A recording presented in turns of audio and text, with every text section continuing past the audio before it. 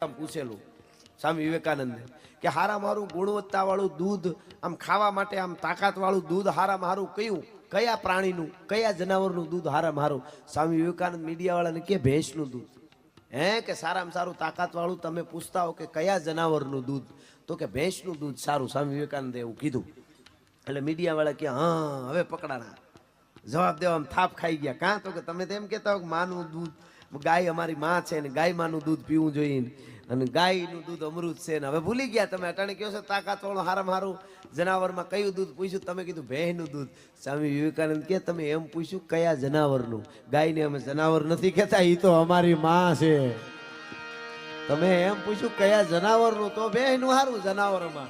બાકી હકીકતમાં તો જો માનું દૂધ હોય તો એ ગાય માતાનું દૂધ છે ભલા માણસ. અને અમારા એક માલધારીએ બહુ સારી હમણાં વાત કરી, એ કે ભગવાન કૃષ્ણ ગાયનું દૂધ પીતા ને એટલે ગોકુળ મથુરા